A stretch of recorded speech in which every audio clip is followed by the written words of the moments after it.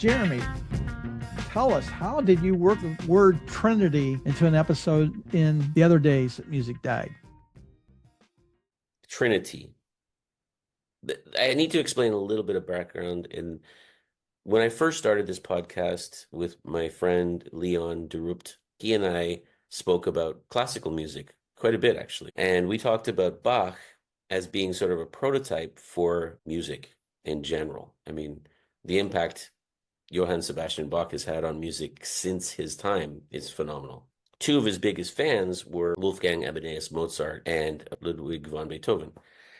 So I said, it's kind of like almost the holy trinity of classical music, because you have the prototype, which is like the seed of the story. And then you have these branches. You have Mozart, who was a virtuoso. And during the classical era of music, that was the goal, was to show how amazing you were on at least one instrument, if not many. Beethoven, who came about 20 years after Mozart, he started off like that, and he definitely had the chops, let's say. He had the virtuosity. But during the Romantic period of music, it was more about showing emotion and more about exploring different ways to express yourself, not just really fast scales and trills and arpeggios, So I started thinking, how would I transpose that to guitar, rock guitar specifically? Now, I will say I put this question out to social media on Facebook and here in China on WeChat and on X, which used to be called Twitter. I got a lot of names that came up, and I don't think the list that I'm about to say is the list. It's just my list.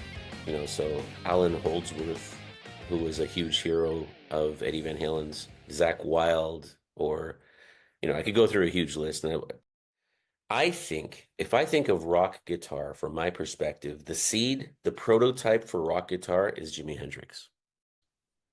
He was the beginning. He was the one who said, you know what? I'm not going to try to play like Wes Montgomery with a clean sound and beautiful, wonderful playing that Wes Montgomery. He said, no, I'm going to take that saxophone from rock and roll music and jazz music, and I'm going to try and imitate that and play the saxophone solos on my guitar. The big dive bomb, the distortion that he inherited from Sister Rosetta Tharpe. And he said, I'm going to put all that together and this is the sound of rock music. And every guitarist I've ever talked to lists Jimi Hendrix as a major influence. And we covered Jimi Hendrix in the first episode of Phil'sTracks because he's a member of 27 Club. Right. So you've got a Trinity, and then you figured out a royal connection as well.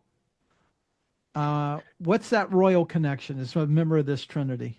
For me, Beethoven was all about emotion and experimentation. And in rock guitar, that was the royal man, the purple one himself, Prince. Yes. We talked about royalty in terms of musical royalty. And for me, one of the names that came up in my mind right away was Prince Rogers Nelson, who is known as a pop artist and a very controversial performer, and he's known as lots of things. I remember when Purple Rain, the movie and the album, came out. For me, it was hearing Let's Go Crazy. That song, especially at the end of that song, there's a huge guitar solo, which I have performed a number of times myself since, because I just think it's incredible.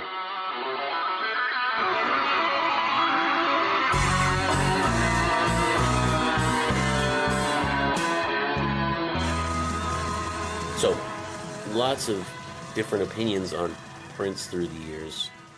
But then when he performed at the tribute to George Harrison with Tom Petty and a number of other iconic musicians, he played the guitar solo on While My Guitar Gently Weeps.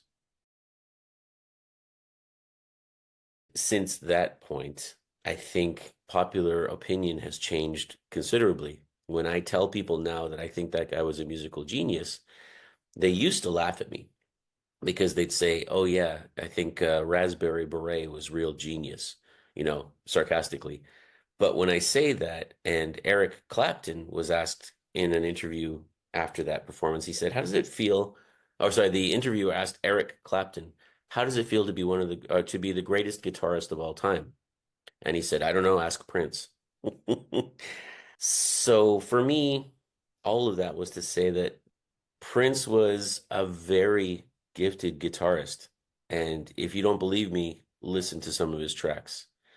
His playing was incredible, but he never stopped experimenting with what that meant. You know, if he decided one day he wanted to be a rock star and he played Let's Go Crazy, he was a rock star. If he decided he wanted to be a jazz virtuoso and he put out the album News, News, he did. It was incredible. He is, for me, the Beethoven of the rock guitar trinity. He's the emotion and the experimentation. So now, who's the Mozart? Who's the virtuoso who brought music to a different level in terms of what people could do with their instrument? Eddie Van Halen. Eddie Van Halen was the first guy that I ever heard. I had heard lots of guitarists and thought, oh, that's so cool. I love that. You know, I think of all of these guitarists like Hendrix, for example. I learned how to play Jimi Hendrix in the West, side by side, A and B side, because I just loved it. Red House is one of the best songs, blues songs, in my opinion. Eddie Van Halen almost made me want to put down the guitar. It almost made me think I will never be able to make a guitar do what that man does with it, you know? So Eddie Van Halen is the Mozart of the rock guitar trinity. So if we let's stay with Eddie Van Halen and we'll go back to Prince. What do you recall about the day that it was announced that Eddie Van Halen died? Since I was very young, when 1984 came out, I was absolutely hooked. I didn't really know much about Van Halen before that. 1984 came out, Jump was a massive hit. I got the album LP for my 12th birthday. And from that point forward, I was a full-on Eddie Van Halen fan. Um, Everybody who knows me personally knows that. My sisters, my good friends, my whole life. My mom, I was in Canada at the time when Eddie Van Halen died. It was during COVID lockdown stuff. I had been evacuated from Sumatra. Um, we weren't allowed to live in the jungle while this new thing called COVID had hit. So I was at my uncle's house in close to Brockville, Ontario, and I got a phone call from my mom who told me. She knew. So yeah, it was difficult. So that was in October of 2020. He had been battling cancer. Jeremy, is that correct? He had gone through a number of health issues over a couple of years. He had a part of his tongue removed, which I believe was cancerous. He had a hip replacement surgery. He had knee problems. He had a number of health issues. And yes, he was in the hospital for a very short time. Actually, it was one of those ones as well where we thought, okay, Eddie's going through some health stuff. You know, I hope he'll be fine soon. You know, and then we heard the news, and it was just what? Like it was that was hugely shocking. Those who are seeing the video can see the pain on Jeremy's face as he recalls that day of someone that clearly had an immeasurable impact on your affinity for music, your approach to guitar playing, um, challenging you to, uh, to not give it up, but to try to, in some way, approximate what he could do. Were there any tributes that you were a part of, Jeremy, as a result of his death? Not exactly. At that point, it was again in the middle of COVID, so we couldn't go anywhere. We couldn't see anybody. I did definitely share things online, which is unfortunately all we could do at that time. All of us were doing online. I was teaching online classes, and I did talk to my students about it. But directly, no. I will say that before that, I didn't give up the guitar, and I did learn how to play a number of their songs. So I had played their music before. No, I I think, in a way, it was kind of, this is going to be strange to say, but for me, it felt too personal. It didn't feel like I wanted to do a tribute. It was just like, I don't know. It didn't feel appropriate for me. What for those who aren't familiar with Eddie Van Halen, what tracks should we include some clips of that illustrate his prowess, so to speak? But I think, there are so many. And one of the things is he developed as a musician, a songwriter, and a guitarist over the years. He has some really beautiful ones as well. But if you want people to just understand that impact, the first time that we all heard Eruption, which was followed by You Really Got Me by the Kinks, but Eruption, like whatever you want to say about Eddie Van Halen's music and legacy, that's where it starts. A number of guitarists, I said the internet's a funny place. I've heard a number of people who said Steve Vai, for example, guitar icon in his own right. A lot of people say Steve Vai is the guy who makes you want to pick up the guitar, Eddie Van Halen is the guy who makes you want to put it back down.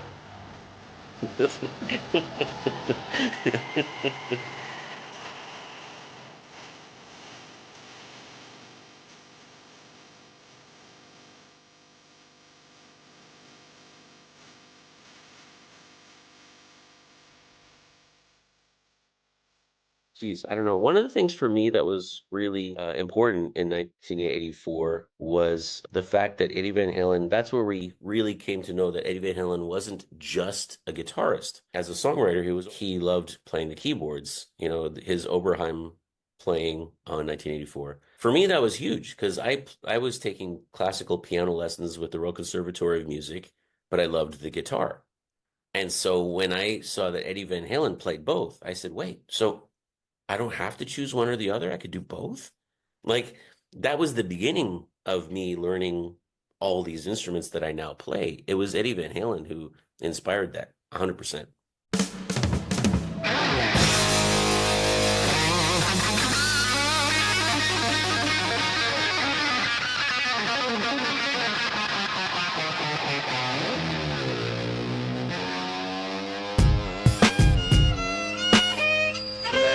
Softly while you're learning, not so loud, my stomach's turning.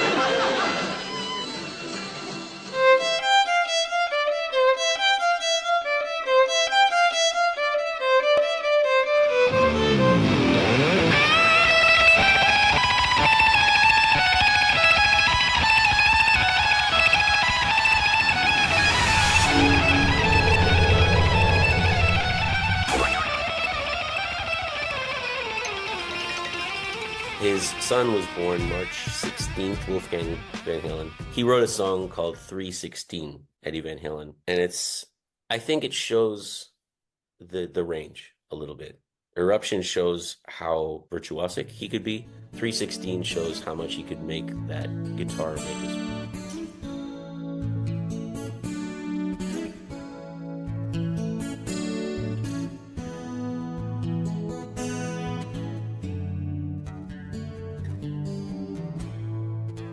Three members of the Holy Trinity as far as rock guitarists go: Jimi Hendrix, Eddie Van Halen. Let's go back to Prince.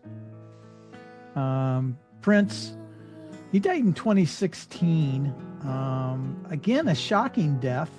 I would call it a shocking death. What do you recall about the day that Prince died? Similar thing. A friend of mine, Dwayne, who was the bass player in my first band, that I actually performed live and stuff. He didn't send me words. He sent me a text with a purple heart emoji. That was it. So again, very impactful. On the morning of April 21st, 2016, A 911 call is made from 7801 Audubon Road in Chanhassen, Minnesota, Paisley Park. Emergency services rush to the scene. Among his works, Purple Rain, that was in the film Purple Rain. Yep. When Doves Cry. Let's Go Crazy. You said you wanted to talk about a nerd moment. I'm looking at our notes here. Phil'sTracks listeners, we do have some pretty significant notes that we prepare for this episode, and I'm seeing Jeremy saying my nerd moment. Okay, what's your nerd moment? Thank you, Phil. A lot of people don't let me nerd out like this, so the thing, okay, so on the Purple Rain album, there were iconic songs. You just named some of them. One of the less famous songs off the Purple Rain album was a one called Computer Blue. It was kind of a quirky song, and it had interesting very 80s synthesizer sounds.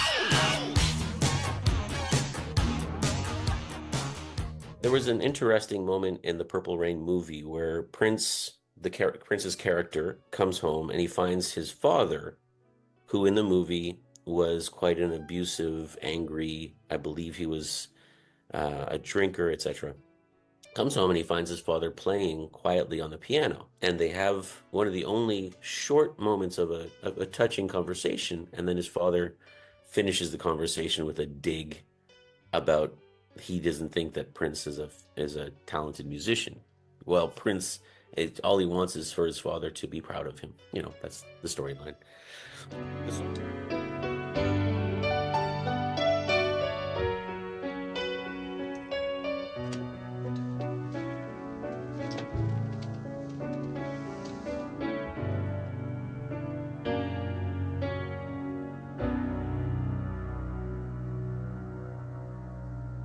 Is that yours?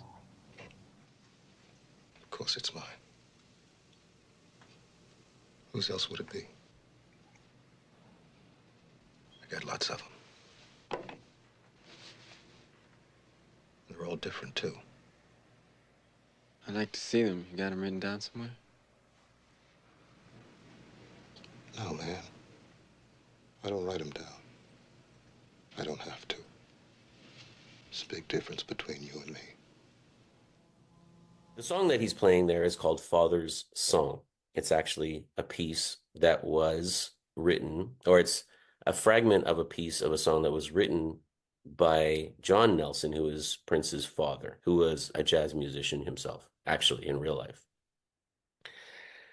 Prince used that segment because for him, that made a very personal statement that the character was playing a song that was actually written by Prince's father.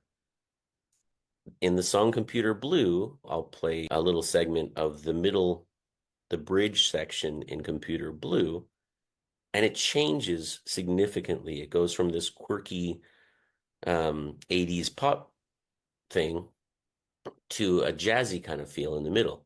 And it's actually a callback to Father's Song.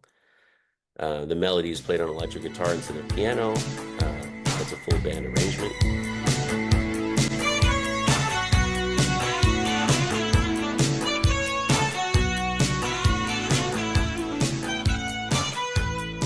I don't know how many people out there would realize that the middle of Prince's biggest album, Purple Rain, he actually has a tribute to his father's own music in the middle of one of his songs.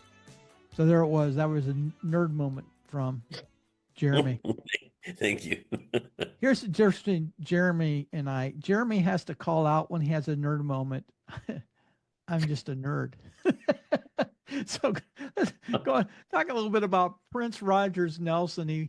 He was born in 58. He died April 21st, 2016.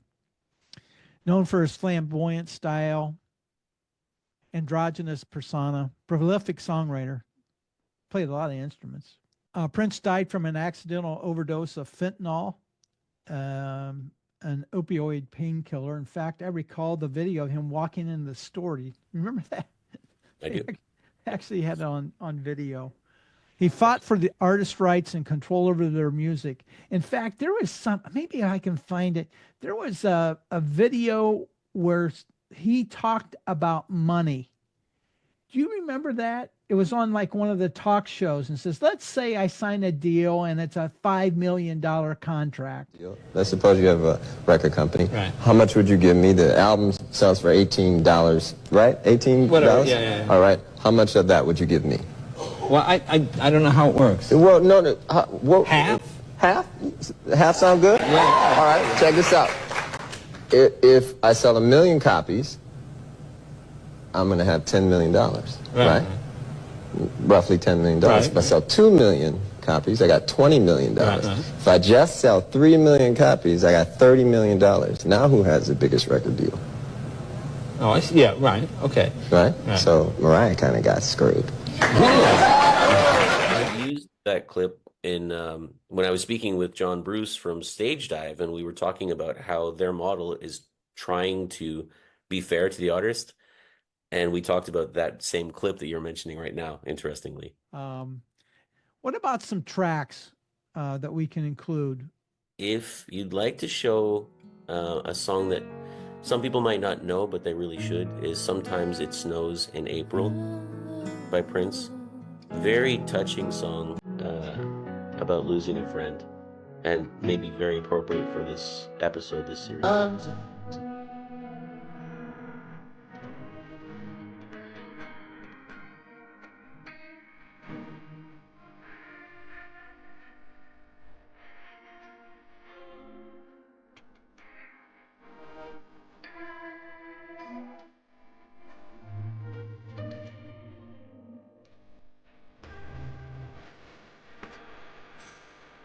I'm going to include Purple Rain, but I'm going to include two versions. The one by Prince, and one of the most unique covers. I absolutely love it. When I give you the name, you'll go, I don't think so. You're making me nervous, Phil. Dwight Yoakam. I only wanted to see you laughing in the purple rain, purple rain, purple rain, purple rain, purple rain, purple It's addictive. rain. I don't know how else to explain it. It's just one that just keeps growing and growing and growing. And it was obviously one that was released. I'm pretty confident it was released after Prince's death. Do me a favor. Tell me if you think I'm nuts when I say that I absolutely love that thing. Okay, I'm in. Okay, Jeremy. This is a second installment in the other days that music died. We talked about royalty. We talked about the Holy Trinity. Do you have any other final comments before we close out this episode? I'm definitely repeating myself here, but I want to be really clear, just in case viewers have missed this message so far. You and I have chosen people to talk about that we felt were impactful. And I would love for anyone watching, anyone listening, to comment on who they would like to have included in the list and who they think we should have included, or maybe we'll include in a future episode. I think for this to be a really complete series, it would be really nice to be able to reflect on viewers and listeners' input on that as well. That's a great point. Hey, Jeremy, how can people how can they reach out to you? What's the contact information again? If you just search on Google Our Mind on Music without any separation between those words, we come up all over the place. I'm on YouTube, I'm on Stage Dive, and then my email is ourmindonmusic@gmail.com. I'm on Facebook. We have a great community there that, Phil, thankfully you are a part of as well. I appreciate that a lot. Facebook and X, previously called Twitter. Basically, if you just Google Our Mind on Music with no spaces, you'll find me. I'm also going to include my contact information. I also have a Phil'sTracks Facebook group page. And if you've listened to 5 or more Phil'sTracks episodes, please consider rating the podcast. Selfishly, I hope you'll give it 5 stars. Share this podcast with others. Share it with your friends. Even share it with your enemies. You know, they like good musical podcasts, don't they? Might that turn that whole relationship around? You never know. It might. You might be able to might be able to reconcile through the power It's of an olive branch. Okay, Jeremy, we're going to close out this episode with Happy Trails. Happy trails to you until we meet again. Happy trails to you. Keep smiling.